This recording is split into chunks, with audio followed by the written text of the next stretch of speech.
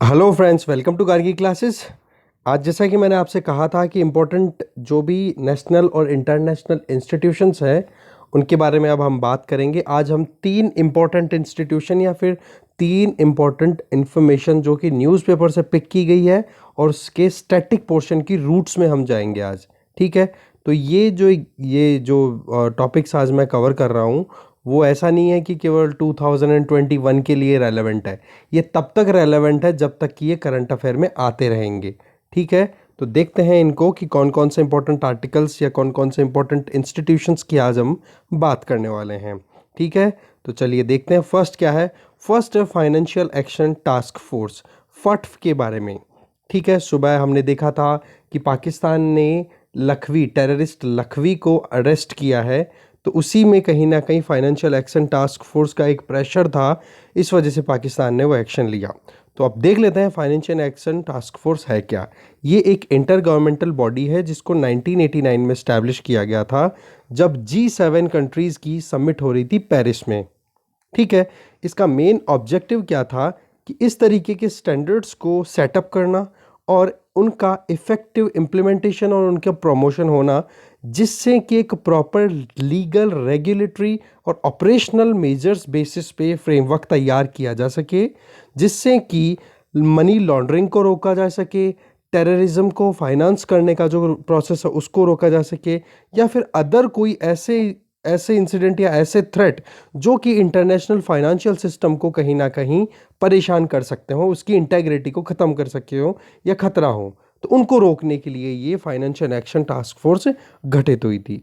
इसका सेक्रेटरीट आप देखोगे तो OECD का जो सेक्रेटरीट है, OECD का मतलब Organisation for Economic Corporation and Development, इसका हेडक्वार्टर है पेरिस में, वहीं पर फट्फ का हेडक्वार्टर लोकेटेड है, ये आप ध्यान रखना। अगर मेंबर कंट्रीज़ की हम बात करें तो अराउंड 37 मेंबर्स हैं इसके ज्यूरिसडिक्शन में, जिनमें इंडिया भी एक है। तो आप ध्यान दें, और ये 37 जो मेंबर्स हैं ना, ये मेजर इकोनॉमीज़ हैं वर्ल्ड में जिनकी अपने आप में वैल्यू है कुछ ना कुछ।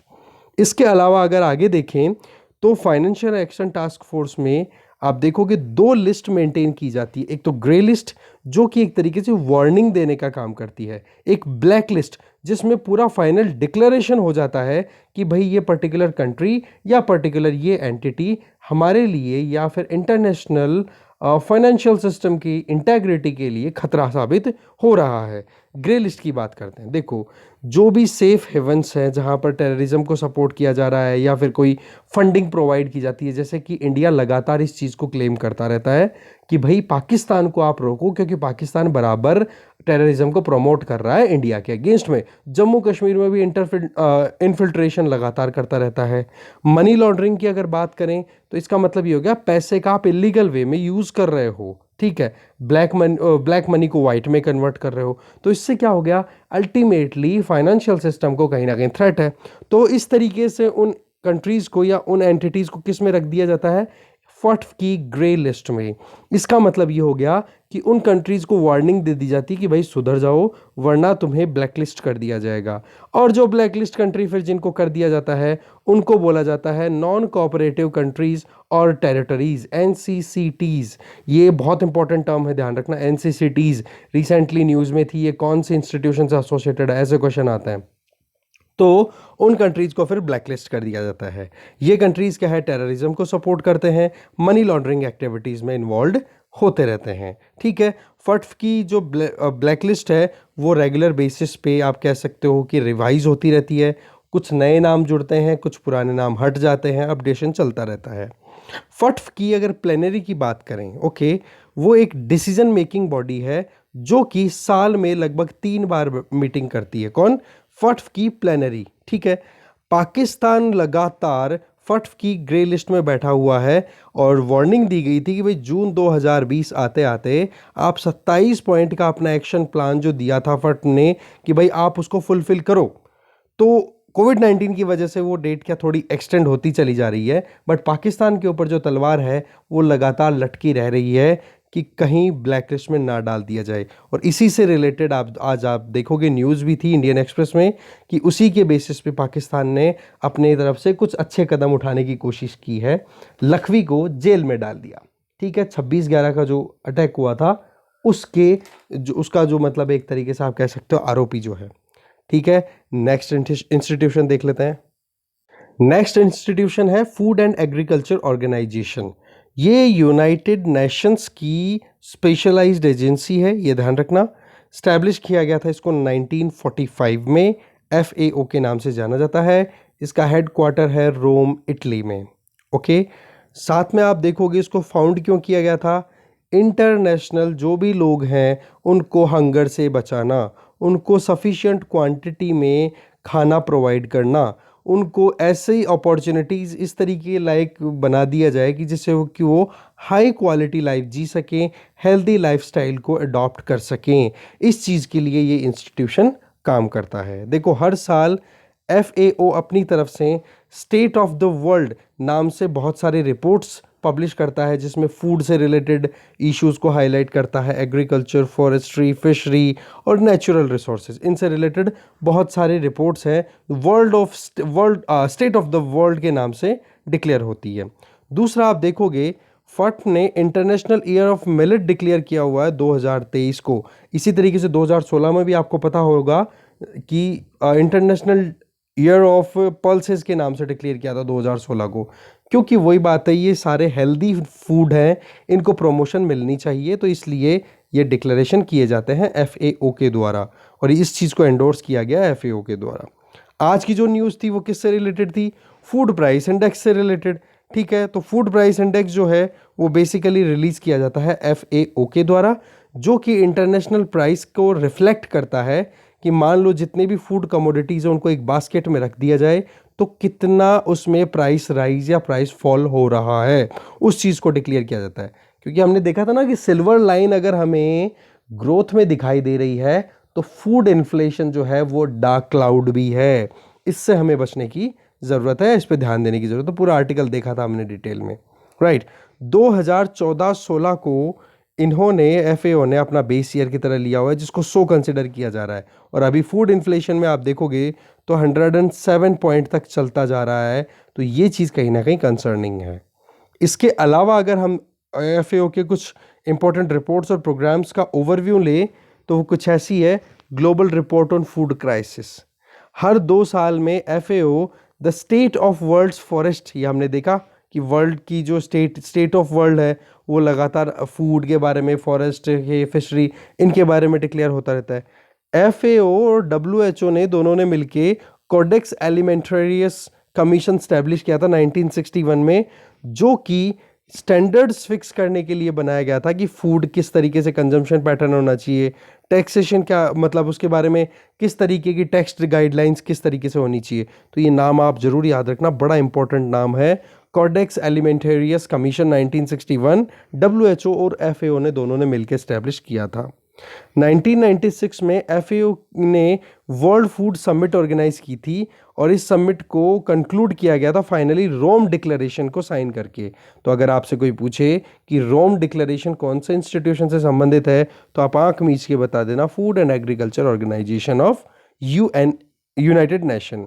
ठीक है, टारगेट क्या था? वही कि जो लोग हैं जो वाकई में भुखमरी से परेशान हैं उनकी पॉपुलेशन को कम करना, उनकी पॉपुलेशन को आधा लेकर के आ जाना 2015 आते आते, ये इस टारगेट था रोम डिक्लेरेशन का।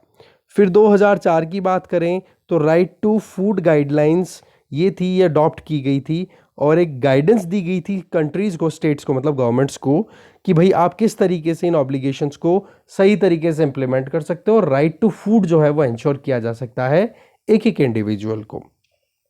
FAO ने अपनी तरफ से इंटरनेशनल प्लांट प्रोटेक्शन कन्वेंशन और IPPC 1952 भी इस्टेब्लिश की हुई है, ये भी ध्यान रखना कि IPPC किसके द्वारा है। और FAO ने अपनी तरफ से एक आप कह सकते हो एक डिपॉजिटरी की तरह, अपनी डिपॉजिटरी की तरह भी रखता है, international treaty on plant genetic resources for food and agriculture, जिसको हम शॉर्ट में बोल सकते हैं ITPGRFA। ठीक है, जिसको हम प्लांट ट्रीटी, सीड ट्रीटी या कुछ भी बोल सकते हैं। तो ये भी कहीं ना कहीं फोर्स में कब आई? 29 जून 2004 को। तो ये भी किसके पीछे से है? FAO। तो प्लांट ट्रीटी, सीड ट्रीटी या फिर ITPGRFA, ये कुछ भी लिखा हुआ है तो FAO। इसके अलावा आप देखोगे globally important agriculture heritage system की हम बात करते हैं गियास की, जिसमें आपको पता है कि केरला का भी जो एग्रीकल्चरल पैटर्न है, उड़ीसा का भी एग्रीकल्चरल पैटर्न है, उसको इसमें कंसिडर किया हुआ है। ठीक है, तो ये भी एक इनिशिएटिव है जिसमें आप देखोगे कि इसने FAO ने अपना स्टेक्स वहाँ पे इन्वॉल्व कर रखे हैं। और ये कॉन्सेप्चुअलाइजेशन कब हुआ था? ये globally important agriculture heritage system का ये हुआ था 2002 में, जब world summit on sustainable development world summit on sustainable development हुआ था जोहानसबर्ग, साउथ अफ्रीका में। उस टाइम पे ये फाइनल हुआ था।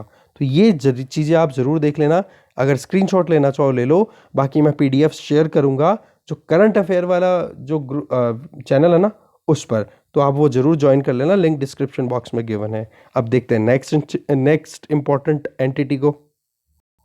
नेक्स्ट है इंस्टीट्यूट्स ऑफ एमिनेंस स्कीम। देखो इसके बारे में न्यूज़ तो कुछ ऐसी थी कि अभी UGC ने अपने खुद के नॉर्म्स में चेंजेस कर दिए हैं और ये कहा है कि मिनिस्ट्री ऑफ एक्सटर्नल अफेयर्स और मिनिस्ट्री ऑफ होम अफेयर्स से अगर अप्रूवल ले लेती हैं ये जो इंस्टीट्यूट्स ऑफ एमिनेंस है, तो वो अब्रॉड में भी अपने कैंपसेस ओपन कर सकते हैं, राइट। और उसमें क्या एलिजिबिलिटी है क्या नहीं है, अभी तक टोटल 18 फाइनल हो चुके हैं इंस्टीट्यूट ऑफ एमिनेंस, जिनमें से कुछ प्राइवेट हैं और ज़्यादातर सरकारी हैं। तो IIT दिल्ली, IIT मद्रास और ये कुछ 4 IITs के नाम थे सुबह आर्टिकल में, तो वो तो है ही, उनके अलावा और भी इंस्टीट्यूशंस है। तो इस स्कीम के बारे में हम थोड़ा जान लेते हैं। देखो इसको इम्प्लीमेंट कर रही है मिनिस्ट्री ऑफ HRD, मतलब मिनिस्ट्री ऑफ एजुकेशन हो गई है अभी करंटली अगर देखें। प्रोजेक्ट का एम क्या है? इंडियन इंस्टीट्यूट्स को ग्लोबल रिकॉग्निशन दिलाने का काम करना। ठीक है, आप देखोगे ये जो इंस्टीट्यूशन जिनको सेलेक्ट किया जाएगा, इनको एकेडमिक और एडमिनिस्ट्रेटिव ऑटोनॉमी मतलब फ्रीडम दी जाएगी कि अपने हिसाब से अपने खुद के एडमिनिस्ट्रेटिव और एकेडमिक जो भी कैरिकुलास होंगे उनको फॉर्मुलेट कर पाएंगे एज पर द इंटरनेशनल स्टैंडर्ड्स। इनको स्पेशल फंडिंग मिलेगी, बट हाँ ये ध्यान देने वाली बात है, स्पेशल फंडिंग जो मिलेगी वो किसको मिलेगी? वो मिलेगी गवर्नमेंट इंस्टीट्यूशंस को। दो सिलेक्शन है इंस्टीट्यूशंस का, वो देखो एक एम्पावर्ड एक्सपर्ट कमेटी बैठेगी EEC, वो डिसाइड करेगी किसको इंस्टीट्यूट ऑफ एमिनेंस डिक्लेयर किया जाना चाहिए, किसको नहीं। और जो मैंने आज अभी बताई कि आज का जो न्यूज़ थी जिसमें अब्रॉड में कैंपस ओपन करने का जो प्रोविज़न था, उसको भी चेक करने का काम ये ही कमेटी करेगी, एम्पावर्ड एक्सपर्ट कमेटी। एलिजिबिलिटी की अगर बात की रहे, एलिजिबिलिटी का सीधा सा ये है कि जो इंस्टीट्यूशन ने वर्ल्ड की रैंकिंग जो डिक्लेयर की जाती है, बहुत सारी डिफरेंट रैंकिंग, उनमें 500 की रेंज तक आए, या फिर नेशनल इंस्टीट्यूट रैंकिंग फ्रेमवर्क है NIRF, उसमें 50 के अंदर अंदर आए, उन इंस्टीट्यूशंस को इंस्टीट्यूट्स ऑफ एमिनेंस स्कीम में कहीं ना कहीं एंटरटेन करने का स्कोप दिखाई दे रहा है। इसके अलावा अगर देखें प्राइवेट इंस्टीट्यूशंस की बात करें तो उनको भी मौका दिया जाएगा, चाहे वो ग्रीन फील्ड वेंचर ही हो। ग्रीन फील्ड का मतलब जैसे रिलायंस जियो की अपनी यूनिवर्सिटी जो बिल्कुल नए सिरे से बन रही है, एकदम नई, तो उसको भी कहीं ना कहीं इस तरीके के स्कोप को भी अलाउ किया गया है। साथ में आप देखोगे वो अपने कन्विंसिंग या फिर कह सकते हो पर्सपेक्टिव प्लान जो है उनके प्राइवेट जो इंस्टीट्यूशंस हैं उनके लिए 15 साल का उनको प्लान बताना पड़ेगा, फिर उसके बेसिस में ये काम होगा। इस स्कीम में जो पब्लिक इंस्टीट्यूशंस होंगे, गवर्नमेंट इंस्टीट्यूशन, उनको 1000 करोड़ रुपए की असिस्टेंस मिलेगी, बट ये जो फंड है ना ये प्राइवेट इंस्टीट्यूशंस को नहीं मिलेगा, ये ध्यान रखना। इंस्टीट्यूट ऑफ एमिनेंस की अगर बात करें तो वो मैंने बताई दी आपको, एकेडमिक और एडमिनिस्ट्रेटिव फ्रीडम उनको दी जाएगी। दूसरे अदर बेनिफिट्स की अगर बात करें तो देखो इसमें ये दूसरे आउटसाइड ऑफ इंडिया से फैकल्टीज़ को रिक्रूट कर सकती हैं, टोटल जितनी भी स्ट्रेंथ होगी उसके 25% तक। इसके अलावा जो भी इनका एकेडमिक कोलैबोरेशन होगा दूसरे इंस्टीट्यूशन के साथ में वो इजीली कर सकते हैं, इसमें कोई अप्रूवल की इनकी कोई ज़रूरत होगी नहीं, क्योंकि मैंने कहा ना एडमिनिस्ट्रेटिव फ्रीडम इनको अवेलेबल है। इसी तरीके से ये आप फॉरेन स्टूडेंट्स को भी एडमिट कर सकते हैं, जितनी इनकी स्ट्रेंथ होगी उसके 30% तक, ऐसा नहीं 30% से ज़्यादा हो। 100 जनों को अगर एडमिशन मिल रहा है तो 30 को वो फॉरेनर्स को भी एडमिशन दे सकते हैं। इसी तरीके से अपनी फ़ी या फिर जो भी चार्जेस हैं फॉरेन स्टूडेंट्स पे वो अपने हिसाब से फिक्स कर सकते हैं विदाउट एनी रेस्ट्रिक्शन। अपने कैरिकुलम सिलेबस को यूजीसी के मैंडेट के बिना ही, बिना कोई यूजीसी के इंस्पेक्शन के ये अपने हिसाब से तैयार कर सकेंगे। ये एक अच्छी बात है, रेगुलेशन ज़्यादा नहीं होगा।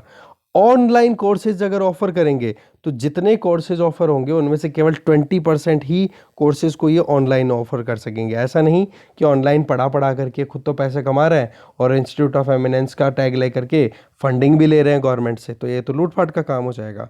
तो इस तरीके से ये इंस्टीट्यूशन ऑफ एमिनेंस की आज हमने पूरी डिटेल से बात की। तो 3 टॉपिक थे, तीनों को हमने अच्छे से जाना। तो आई होप आपको ठीक लगे होंगे ये वीडियो। हम कंटिन्यू करेंगे, आपको डेली बेसिस पे कुछ ना कुछ 2 से 3 इंस्टीट्यूशन के बारे में बताया जाएगा। Thank you very much for following Gargi classes.